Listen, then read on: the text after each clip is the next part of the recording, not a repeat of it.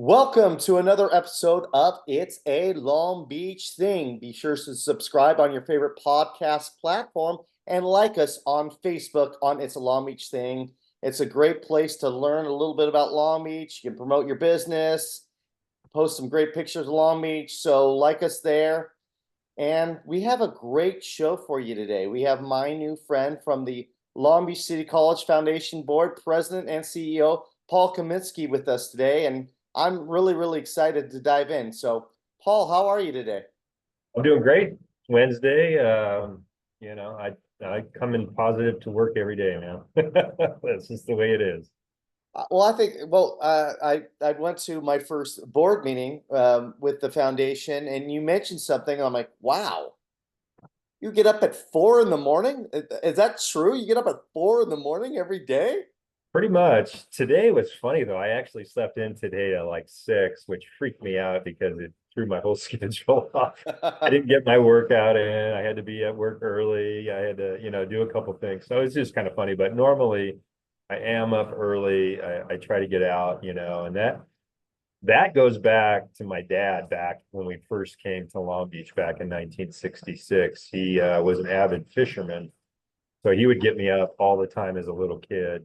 And we go down to the Belmont Shore Pier back then. And back then they were catching halibut, they were catching bonita. I mean, there was really good fishing on that pier. And so that early morning thing just kind of stuck with me my whole life. I mean, I've been getting up early forever. So I love my. So then, generally when people say they get up early, so my question to you is, what time do you normally go to bed? That's a good question too. I try to go to bed anywhere between 7:30 and 9 o'clock at night. That's when I start to really start. My body just says, we're done here, So I get a lot done in the morning, and my evenings are pretty mellow, and try to get to bed early and get, 7 to 8 hours sleep. That's my goal. Wow, I don't know if I could that's discipline. To be able to go to bed at 7:30 in the morning, I don't know if I could do that because in the summer months, that's still light outside. I know the summer probably a little bit later, but I tell you, I start to fade about that time. Back in the day, though, I was up at all hours. I mean, as I've gotten older, I think that's kind of the transition I've made. Go to bed early, learn my lessons, get my sleep. So yeah, Yeah. Well, let's dive in, shall we? sure, yeah. How does somebody from Michigan end up in Long Beach, California? Well, that's a great story, and it's funny. Back in 1966, my dad had they got out of the Navy, and then he got diagnosed with MS, and he had just gotten on the Detroit Fire Department, and they would have never left. I mean, it came from a union family, Ford, and all that stuff. A lot of family back there. And at that time, the only thing they knew about MS was to move to a warmer climate. And so the funny thing is, my dad was stationed in Long Beach in the Navy a couple times, and he came through Long Beach. And so they decided to come to Long Beach. So we traveled in a 1966 maroon Impala station wagon, and with those seats looking out the back, all the way from Michigan. I think it took about 2 weeks. I had the U-Haul in the back, and my family moved, and we moved to Long Beach. And How old were you at the time? I was 6 years old, Okay. 5 or 6. Probably going to be turning 6. When I try to think back on that, my mom's not really sure, but we landed on Wardlow before it actually went over the bridge into Los Alamitos. Back in the day, it was a dead end down there. And so, yeah, we came out. My aunt had some businesses out here, and it was a place we just landed, and that's kind of where I grew up. They finally bought a house over on Knoxville, Palo Verde and Willow over there, and went to St. Joseph Grammar School, and I had a great childhood and great neighborhood. And yeah, it's been a Long Beach, Long Beach guy, really. That's kind of how it happened. Wow, St. Joseph's. I actually went to St. Maria Goretti. Oh, there you go. Yeah, Yeah. that's where I got married. So Oh, really? Oh, oh, right on. Well, interesting. Why did you get married at Goretti and not Joseph's if that was your parish? well, it's kind of funny. We went to the pastor at the time, Pastor Riley. He was a tough dude, and he kind of looked at my fiance at the time and says, "Well, what's your parish?" And she said, "Well, St. Mary Gretty." He goes, "Go get married there." Oh, wow. Okay. I go, "Oh, okay." So that's what happened. So yeah, it was just one of those things back then. So that was 1980. But anyway, yeah, that's kind of the whole deal there. So you went to St. Joseph's, and what high school did you end up going to then? Millikan or? No, I went to a lot of my friends went to Millikan, Wilson, St. Anthony's. I ended up going to St. John Bosco. I think my mom felt that I needed some more discipline at that time. So, I carpooled, with families in the neighborhood. I don't know if my parents ever took me once to school. It was always fine to ride, and so yeah, it was fun. Great memories of all that time, and so yeah, that's kind So of. when you were at Bosco, I mean, now, as we all know now, Bosco is like a powerhouse when it comes to sports. Even when I was going to school in the late '90s, Bosco was a powerhouse back then. Nomar Garcia Parra recently graduated from there, and I played baseball at St. Anthony's against Bosco, and was really intimidated by that squad they had there. Was it that powerhouse when you were going to school in the '80s? Yeah, I think my freshman year they went to the Coliseum, and lost to I think South Florence, in the Fog Bowl. If you remember, I don't know. A lot of people remember it's I think one of the foggiest days ever. And you couldn't see the game from the Coliseum. You couldn't see it, and but that was my freshman year. They had good teams after, but never kind of to that level. I went back and taught at Bosco early '82, '85, and I think they went back to the finals again. I think that was at Anaheim Stadium in '86. And then now they've become quite a football powerhouse. But we were pretty good in almost every sport back then when I was going there. But it was a different time, different place. As a freshman, you were pretty much scared your whole freshman year. There was initiation. There was a lot of hazing. It made school very interesting. So. Yeah. The interesting thing, people may not know, Bosco's an all boys school. So, there's probably a different, because of St. Anthony's, when I went there, at one point in time, I think it was separated, but when I went there, there was definitely co-ed. But I would imagine that there's a different feel to it if it's an all boys school where, there's no, I mean, I'm sure there was girls around because the St. Joseph's, I know, is the sister school, but, you're doing classes with just boys, so I would imagine the antics and everything were amped up because there was no girls in the school.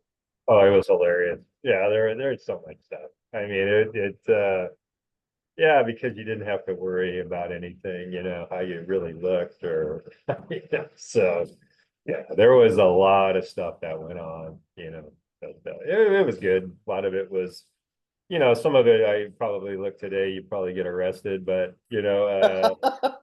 back then it was, a prank or funny or whatever, so but yeah, times have changed on all that. Well, I might have to ask you about that off air. I don't know if you want to say it on air. No, I don't want to incriminate anybody. So okay, so you're at Bosco. Where did you end up going to school? College.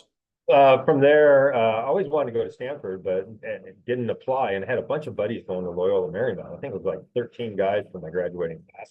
It was a lot. And then a good buddy of mine was going to go to LMU too. So I just went to LMU. I mean, I really didn't think about it. My parents didn't go to college. They were just happy I was going to school. So I went to LMU and then stayed in the area after that. So you mentioned that you wanted to go to Stanford, but you didn't apply. How come you didn't apply? I don't know. It was, it was one of those things when your parents didn't go to college or, you didn't hang around anybody that went to college. There wasn't a thing about that, so yeah, I look back on it. I think I made the right choice. I really enjoyed LMU. Probably I said the best 4 years of my life. A lot of fun there, and coming from very disciplined to like, there's no discipline, it was great. So yeah. Did you live on campus or live in the Oh yeah, dorms or live in the yeah. area? We did the whole thing: dorms, fraternity, intramural sports. Just a lot of fun. A lot of fun. I would imagine probably you still have friendships from that school to this day. You probably still have Bosco friends too, but Oh yeah, I'm on a thread with LMU guys literally every day. We're always talking sports and stuff, so it's a lot of fun. So when you were at LMU, was there like an idea of like what you wanted to do outside of college? Was that blooming for you, or were you kind of just going in it like kind of blind? Well, I think when I grew up, they always gave you these tests, right? I think they were kind of like military tests or whatever, what you were good at. It was always math and should be an accountant. That's what they always told me. I said, oh, I'll be an accountant. So I was an accounting major. And then I got to my junior year, absolutely hated it. And I had an instructor that said I was a really good writer. I should be an English major. So I changed my major to English writing, and then ended up with a marketing minor and almost a theater minor. And then you get out, who's going to hire you to be a writer, right? So, I tried to do my own thing and went back to as a teacher coach at Bosco for 3 years and did a long stint at UPS, after that, and then kind of came back to teaching and then got into philanthropy. So I've kind of had this, three careers, I call it. So Well, I want to kind of dive into all that. So, you get out, and then then you get into teaching outside of LMU. What sport were you coaching? at the time, I was coaching swimming, water polo, and basketball, frosh soft level at Bosco. I got to coach with Ricardo Azevedo, which was kind of cool. That was like the start of his coaching career there, and I got to coach with Coach Wilsack, who's a legend at Bosco, and so I had some great experiences on that, and we had some great teams. Had a freshman team that was undefeated. It was like the first time that had happened. And that team, all those athletes actually in football, their senior year went to the final game against Russell White Crespi and at Anaheim Stadium. Crispy, So they were, yeah. yeah, they They're had a out in the great. valley or Santa Monica or out in Yeah, the no, valley, they're out right? in the valley. Yeah, Yeah. yeah, that was a great game, and not from Bosco's standpoint, but it was a great team, and those kids just refused to lose. They were just a bunch of winners, and I still keep in contact with quite a few of them. So that's pretty cool. That's cool. So then you do that for a few years, and then you said that you had a stint or a long stint at UPS. So, what was the transition? What was your thought process at Bosco at the time? Well, really, I had a young family, needed to make some more money. I had some connections at UPS where I didn't have to go load. I could go right to driving. And I really got hired to go into management, but I never ended up going. I stayed driving, and I had a route in Belmont Shore. I Nice. got to wear shorts every day, and I hang out on Second Street. So I ended up doing that and worked on my master's at Long Beach State during that time, and figured I'd take it as long as I could take it, and then do something else. And so I did that for about 18 years, and then came back, actually again back to Bosco, and was teaching and coaching with the head soccer coach, and then I was AP English teacher, and then transitioned into philanthropy at the request of the president of the school. And then I've had almost 20-year career now in philanthropy. So yeah, it's been an interesting ride because I didn't set out to be in the position. I'm the CEO of the foundation here at Long Beach City College, which is a perfect job for me. But I didn't really know that. Somebody else saw it in me and asked me to do it, and it kind of brought together, I would say, my skill set. And so I kind of went down that journey, and I love what I'm doing. I'm back in my community, and get to see people I know all the time. And like when we first met, all these stories and people that we knew and connection, and it's full circle, two degrees of separation here in Long Beach. Unbelievable. So again, I want to dive into this. So 18 years at UPS. Obviously, you were enjoying it, or there's some sort of enjoyment. Belmont Shore wearing shorts. Um, what made you say, okay, now it's time that I want to go back to teaching? That was my passion, or what was the transition there? Yeah, during that time when I was at UPS, I started a DJ business, so I DJ weddings like every weekend. I also started Beach Soccer Club, which is now Beach Football Club. Had that going. I had other endeavors going. I was always I was kind of an entrepreneur, and nothing. And I had I was a publicist too for some local musicians, did that. Nothing really took off to the level where I could leave UPS, right? But what started happening, my body started breaking down and, my back, my knees, my hands, and I wasn't able to play guitar. I wasn't able to play basketball. A lot of things I loved to do. I felt like I was really deteriorating. And so I just came home one day and said, I'm done. And I had some connections back at Bosco, and there was a transition of a couple of faculty members. So I was able to kind of dive back into there. And I was there from 2002 to 2010 at Bosco. And that's where kind of went through transitions from teaching AP English and coaching soccer. I was assistant athletic director and then got into philanthropy. And that's kind of where it all started for me with philanthropy. So, yeah, it's an interesting journey, I would have to say. Okay, so when you get into philanthropy at Bosco, and you're doing that, how long were you in that? How long were you in that role at Bosco? For about I'd say 5.5 years, I was doing it kind of part-time while I was doing all the other things there. Because when you're in Catholic school, you do a lot of other Yep. things, right? And so, but then probably my last, I don't know, maybe 4 or 5 years, it's kind of almost full time, although I was still coaching soccer. So probably 3 really like full-time years, but I was doing, both for quite a few of those years too, as well. So yeah, that was interesting. So people may not know. So that's fundraising for the school, bringing in funds for the school, getting sponsorships. Yeah, the school had gone through a strategic plan, and one of the elements was advancement and development because they really didn't have a robust program, and so it was re-engaging alums, and a lot of that happened through football. And like if you see the new stadium and that, those were a lot of the alums that I re-engaged over the period that I was there. And raising money for more scholarships. At the time, we didn't have that much money available for scholarships. So kind of working that and did that and kind of just changed the dynamic of their fundraising while I was there. And then it was time to move on. So, Now, when you said it's time to move on, was there opportunity somewhere else, or you were at this point where you kind of hit your peak at growth and you were looking for something different? How'd that kind of work for you? yeah, I started to get noticed, and then Providence High School in Burbank actually started kind of recruiting me, and they made me a really good offer. And at that time, I felt like I was late to a career, and I needed to take steps to like get where I thought I wanted to go, which I am here now, but I didn't know I was going to be in this seat at that time, but I just knew I needed to take other positions. So I ended up doing Providence High School for 3 years and made that drive to Burbank, which was brutal. But it was a great job and I learned a lot and it provided me other opportunities after that. Wow. I was gonna say when you said Burbank, living in the Long Beach area, gosh darn it, man, that is a long way. It How long was were you on the road each day? it was brutal. I would go to work at 5:30 and get there like at 6:05, and I would leave at 4, and it would take me to 6:30 to get home. It Oh, didn't.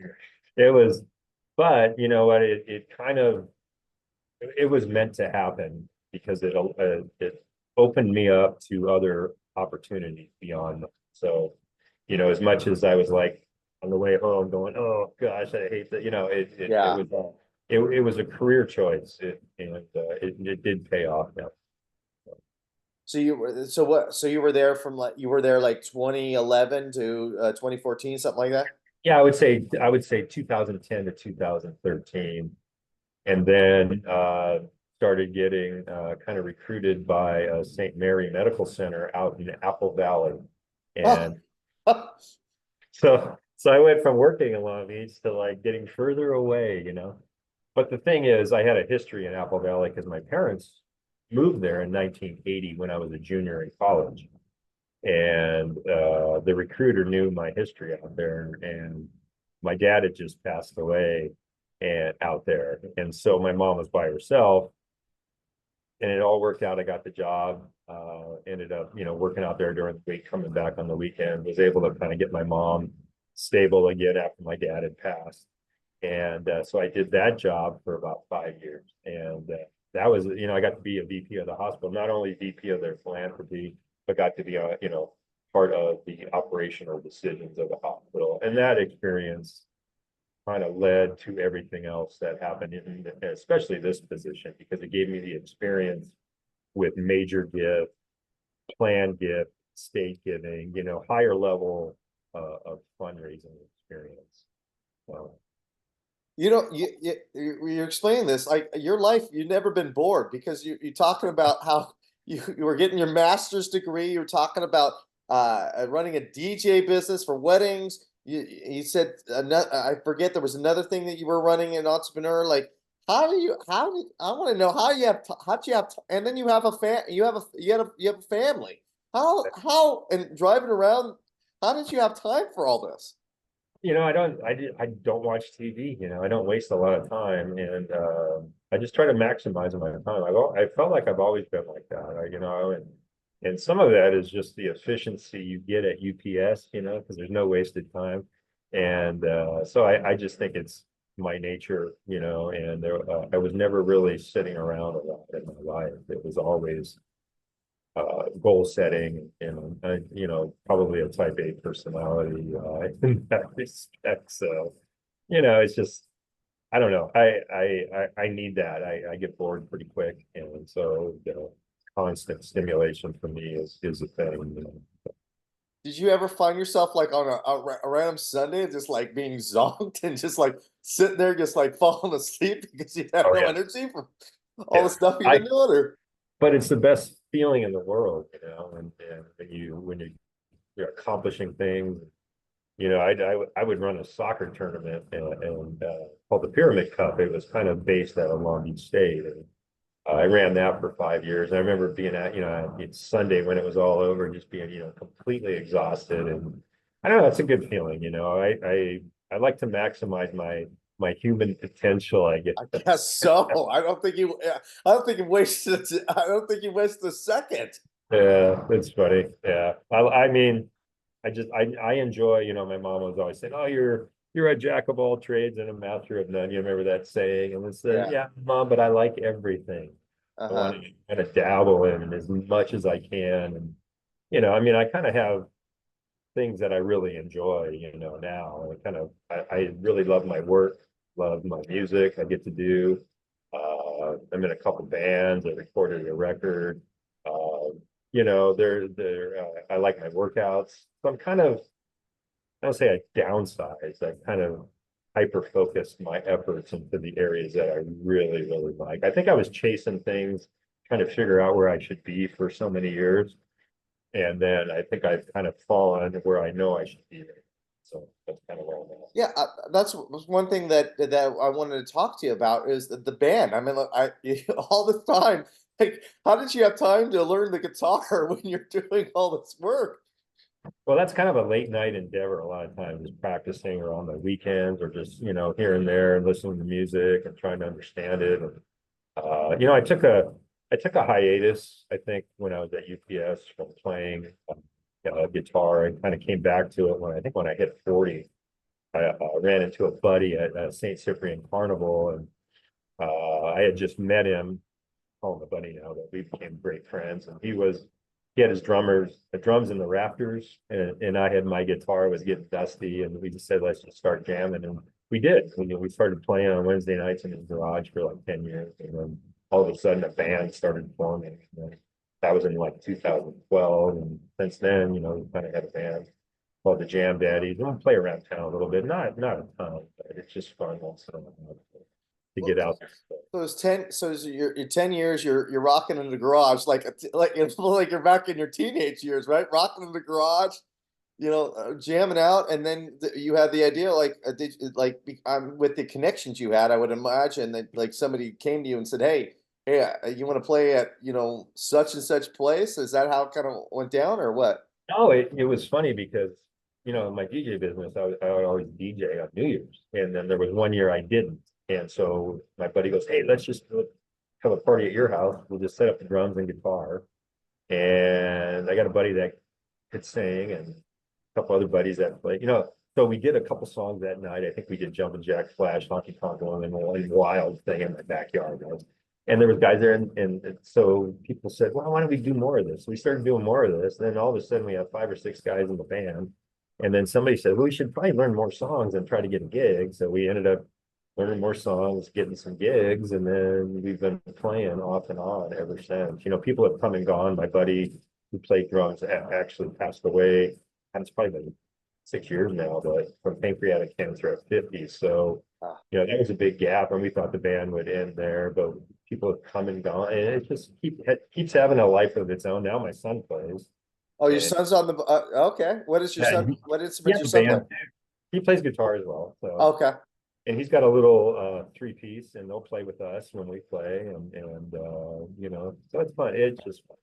Yeah. Do you have any originals or just, is it just cover? Yeah, well, from that band, it's mainly 70s cover, you know. I would say Cheap Trick, Steppenwolf, Stones, Beatles, stuff like that.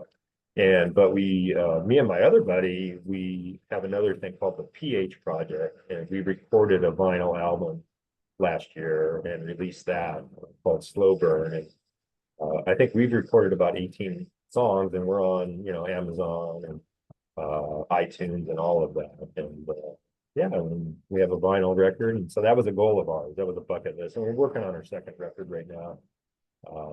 So we do that whenever we have time. He's a school counselor, and we went to high school together actually.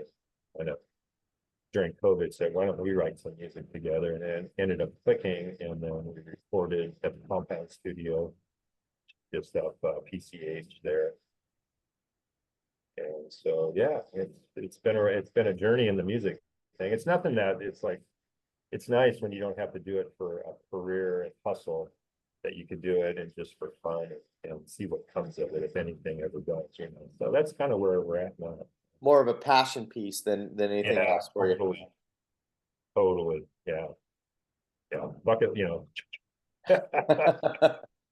So, I mean, you've always been, sounds like an A personality type of person, always looking to improve yourself, whether that be in your career or different skills that you want to have.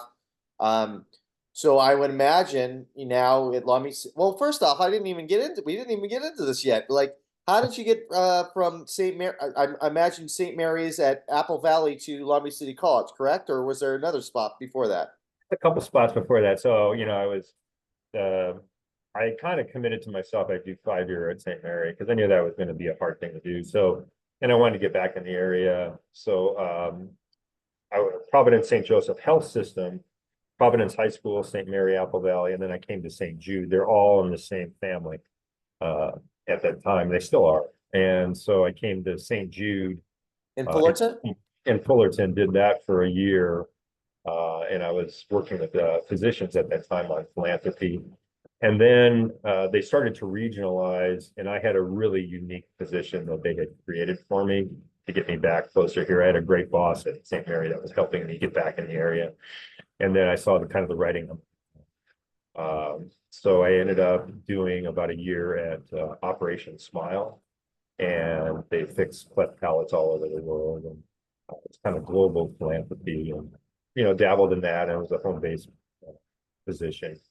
And then I got a call about this position, and I had applied for it in 2016 when I was trying to get back in the area and didn't get the position at that time. So I threw my hat back in the ring, and you know, was hired in September of 2019. That's kind of how I got back to Long Beach City College Foundation. And then it was kind of like coming home because everywhere I went, I ran into people. I DJ'd so many people's weddings, and I had coached a lot of their kids. So everywhere I was going, I was running into people I knew, you know, every gala, every event, everything. So it was like, this was like a perfect marriage for me, you know, to be in this place. So yeah.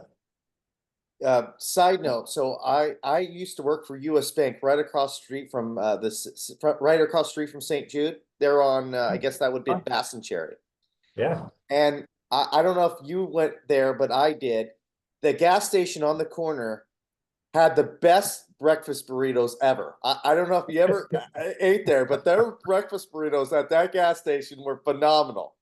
That's funny. Yeah, nobody told me about that. I wish they would have, because I ended up eating breakfast there a few times. There was a Starbucks. We were down the road just a little bit. There was a Starbucks they had put in there, so I ended up going there. I'm like, "Oh, yeah, that's funny. That's funny. I got to remember that now when I get out there. I get out there every day.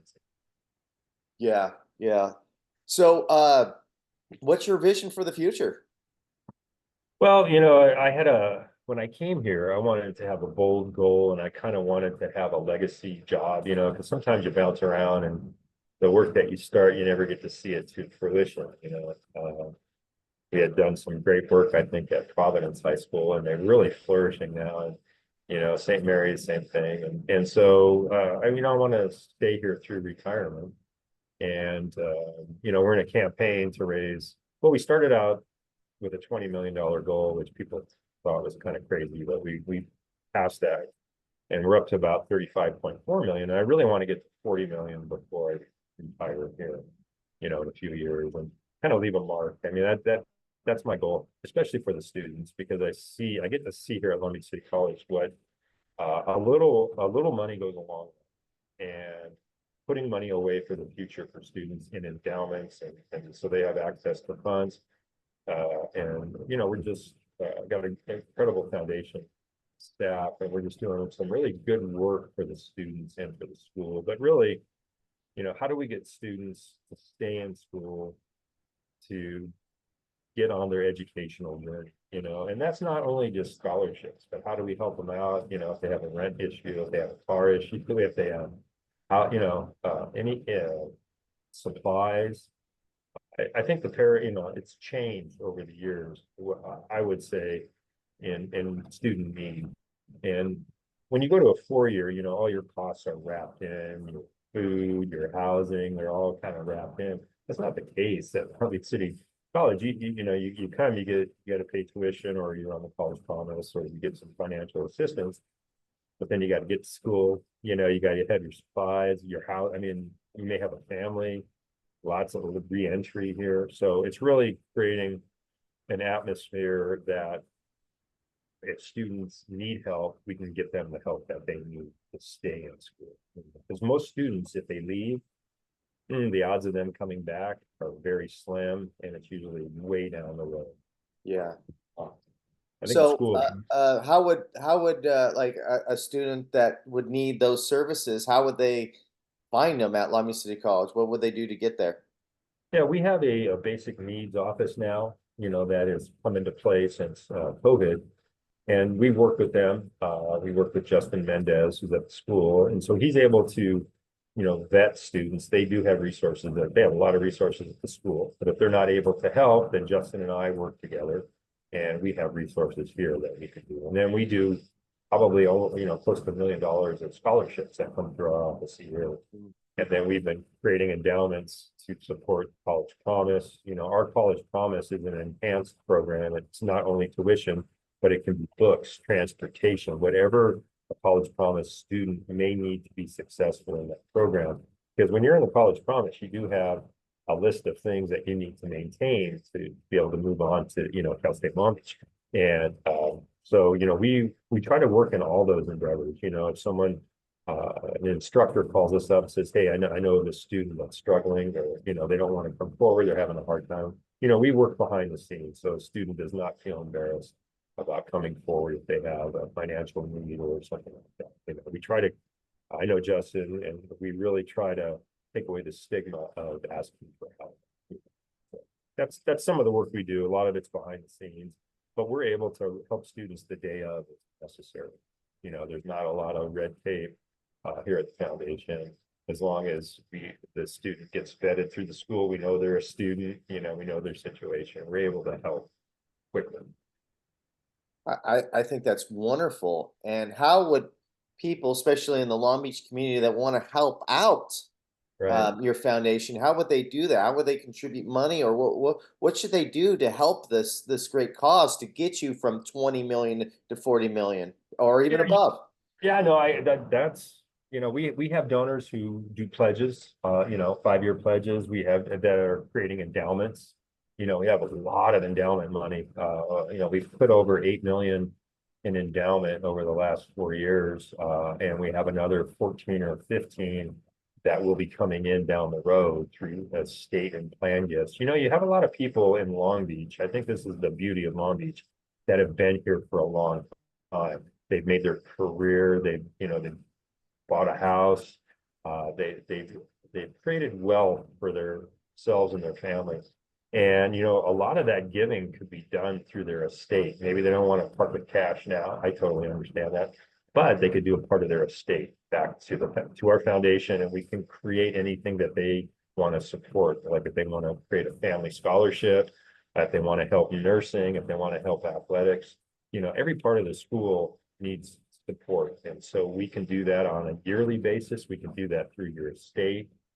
We run planned and estate giving seminars here at the school, about 3 a year. We'll be doing one, in the spring. It's a great way to give, because those are impactful gifts. I mean, we've gotten some that have been $1 million, and you create an endowment out of that, out of $1 million, then 40, 50,000 can be used every year forever, and so any way they want to help, they can help. We've got a great website. It's lbccfoundation.org. There's a lot of information on there. There's a giving page, or you can contact me, P Kaminski at lbcc.edu, and I get back to everybody hopefully the same day. People will say that.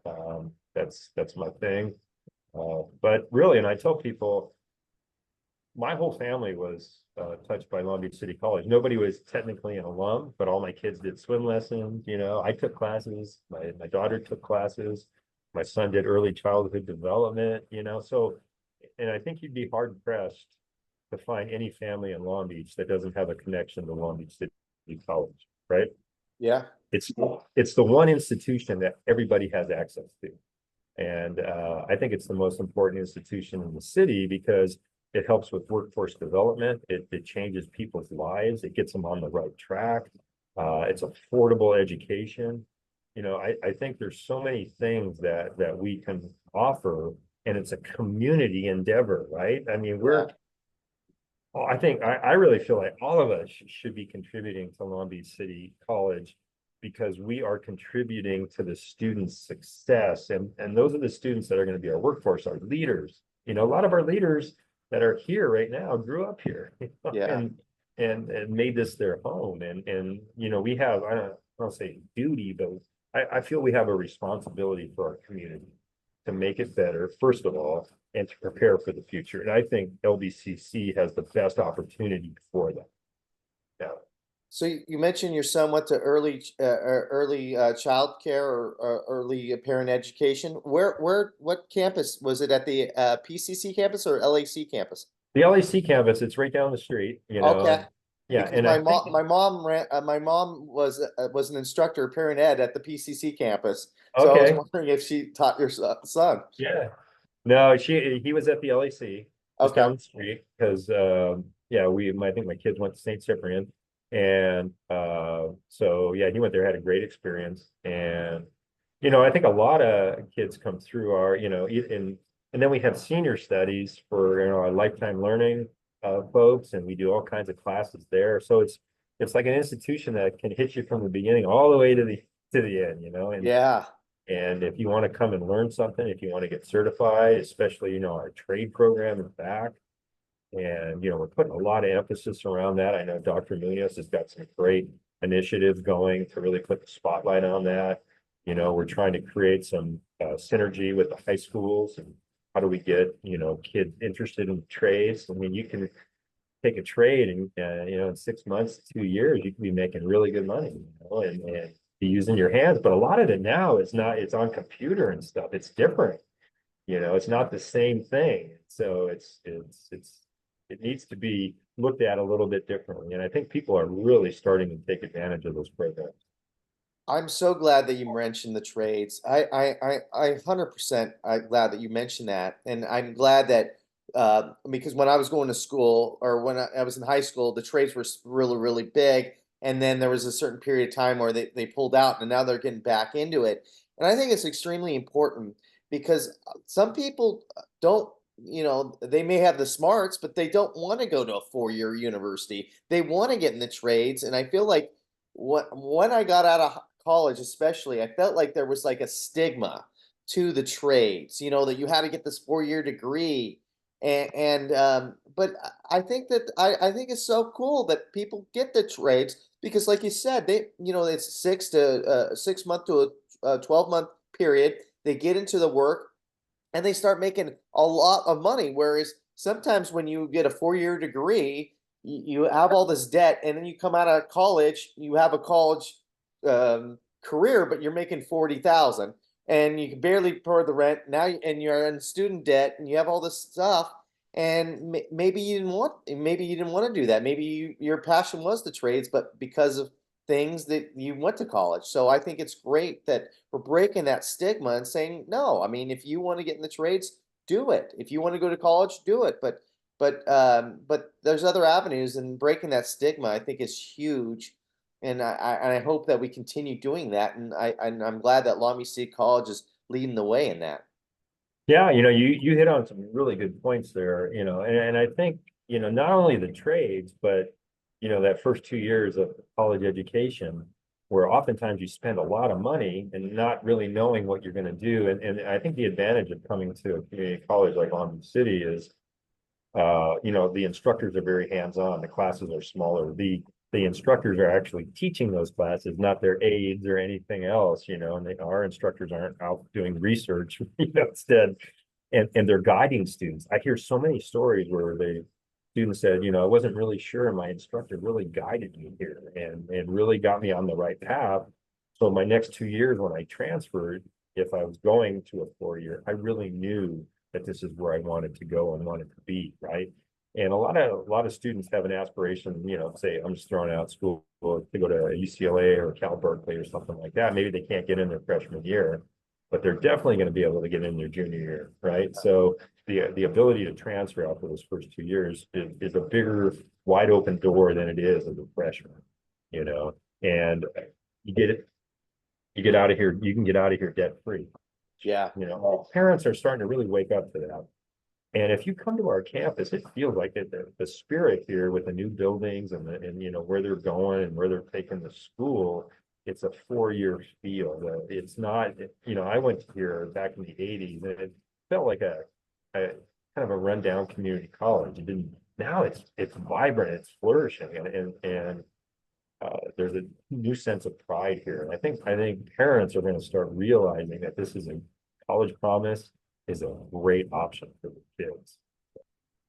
Well, I went there in 2000 to '02, and there was no way, my grades weren't great. There was no way I could get into four university, and I went to Long Beach City College, not knowing what I wanted to do. And I got to tell you, to your point about the hands-on teachers, I had a unbelievable experience at Long Beach City College. I had a great time there. It was just a different vibe than high school. I just felt like the instructors were the professors. They just that there was a level of care with them that I never experienced before, and that my experience at Long Beach City College, I love to this day. I mean, I went to a 4-year university and had a good experience there too, but I actually had a better experience at Long Beach City College than I did there, and it had to do with the love of the faculty. And yeah, at the time when I was going there, I guess on Carson there, that was a parking lot. That was like a parking lot, and now now there's all these buildings and stuff. And there was all these trailers on in the courtyard on that side that they're no longer there. But even with that feel, even with the trailers there, I felt like this. I was home. I felt like I was really enjoying it. So, and I'm just flabbergasted. I went on campus last week, and to see all of what's going on, I was thinking, geez, this is just unbelievable. This looks starting to look like a university, not a city college. Yeah. No, I think, Dr. Munoz he comes from student services. So he's really got an eye on what makes students tick, and when you come onto a campus that is welcoming and that is flourishing, it changes your perspective, and yeah, it's exciting to be around. It's a great time to be involved with Long Beach City College right now. I feel very fortunate, very blessed that I'm in the position that I'm in. Kind of the swan song of my career.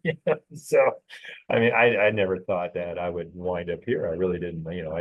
I wasn't really sure where I was going to end up, but I do feel that, that everything kind of lined up for me to be here. It was the right place, the right time. I'm really taking advantage of it, and I love it, and I love the community. We have the most generous, caring community. I really do feel that people care about what happens in the city, and they care about students, and take great pride in making sure that education is affordable and that people have access. So, I can't say enough about it. Well, you say your swan song. I don't, with talking to you for the last 45 minutes, I don't see that you ever retiring. I feel like you'd be doing something. So I don't know if I would call this a swan song for you. Yeah. Well, it's funny. Every time I tell people, yeah, think about it, they just laugh. They go, "You're not retired. You couldn't say," you know what I mean? So, and I'm not sure what retirement actually means. Yeah, there's no way that I would not be involved in something. So And you won't be watching Madlock eating bonbons on no, the couch, huh? no, heck no.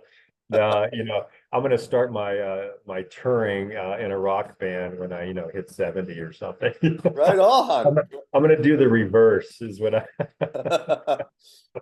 So, is there any projects or anything that you're working on that you want us to be aware of?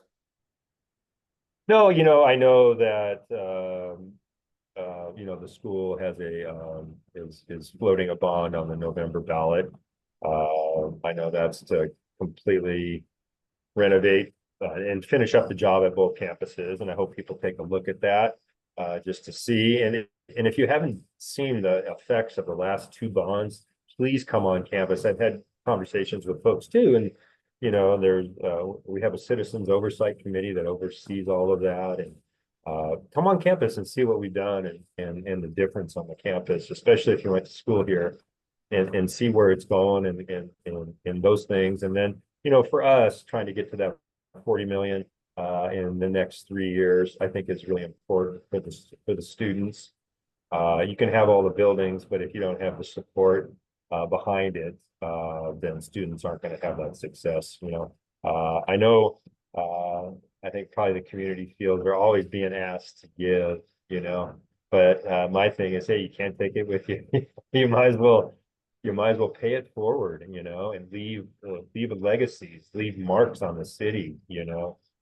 We've all been able to flourish here in Long Beach, especially if you've been here for a long time, and we owe it to the city and to the institutions in the city to give back, and to prepare the city for the next 100 years, right?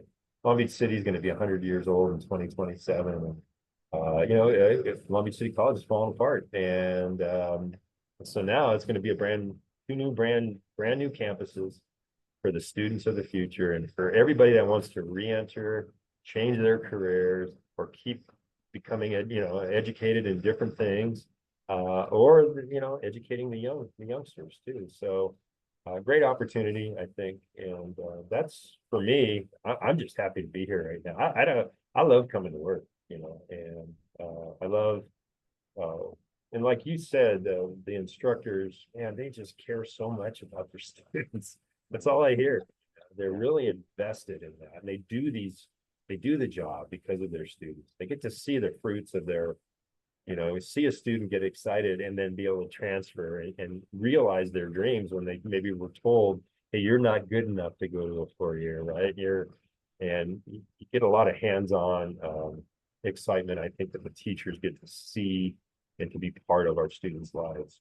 Mm, yeah, absolutely. This has been tremendous, Paul. But before we go, I got to ask you this question. Since you've been in Long Beach since you were 6 years old, what are Right. your favorite places to eat around town? Well, you know what? I was thinking about that too. And I have a few old places I got to mention. One was Bro Gino's in Naples that, man, I went there for years, Where was years. it? It was called Bro Gino's. It's Nico's now. Oh, okay. Yeah, but it was Irene and Jim Bro back in the day. And God, Their menu never changed. It was always so good. And then really got hooked on Christie's on Broadway. It was Christy Bono's place. And that place was unbelievable. It's not there. Both these places aren't there anymore. And so my favorite place now is Nick's on Second. I can't afford to go there all the time, but when I do, I got to say Nick's is very consistent. Food's always good. And that's probably my favorite place. Oh, so it sounds like you like to hang out in the Belmont Shore, Naples area or the Belmont Heights, huh? Oh, I got to say one. There's a new business down in Belmont Shore, and Robbie's Sunday. It's called the Holy Grail. They're donuts, and they're in coconut oil. Oh my God, I don't eat donuts anymore, but I had 3 of them. He brought some warm. So if you're ever on Second Street, it's called the Holy Grail. They're from Hawaii, and they just opened up. I got to tell you, they're amazing donuts, amazing, and you don't. Not a lot of sugar like the other donuts. They don't get mushy and they're so crispy and good. Oh my gosh. Holy grail. I'm gonna have to try that out. I'll walk past it. I've walked past it 100 times and like donut because I'm an old school donut guy. So like Simone's is my place. I Yeah. love Simone's. They're on Palo Verde and I believe at Stearns. Yep. I grew up right over there. Yeah. Yeah, so that's my that was my place. Another place that I like for donuts is no longer there. It was on PCH in Clark. It was called Jerry's Donuts. It was there for years and years. Oh yeah. Yeah. Now Yeah. it's at Neil's now, but so I always look down upon the the Krispy Kremes and stuff because I always like the mom and pops. So I looked at Holy Grail thinking it more like a corporation. I'm like, no, I don't know. But now that you've given me that endorsement, I'm gonna have to go and have a couple donuts at Holy Grail. Yeah. I was surprised, because I am too, I would pull off at LMU, Randy's Donuts there on, Manchester and, Yeah. but, yeah, so yeah, that's my plugs for favorite eateries. There's other ones too, but I am trying to be honest there with my recommendations. Right on, right on. Well, Paul, it's been a pleasure. It's funny when we do, when you connect with somebody like coffee and everything like that, we don't get into these type of subjects and we don't really get to know each other at the same level. But when you do a podcast like that, and I get to really dive into the backstory of your life, yeah, I really get to learn a lot more about you. And man, I got to tell you, I'm extremely impressed with with what you've done in your life. I'm just blown away on your time management and raising a family and doing all the things that you wanted to do. I think it's tremendous, and I know it's just going to continue on. Yeah, well, I appreciate it, Paul. It was great connecting you. I love your story, and I like the people you're highlighting, and it's fun. Long Beach is just a great place, and I'm just like I say, I give gratitude every morning, for the position I'm in and the life I've had. So. Right on. It's been a Long Beach thing.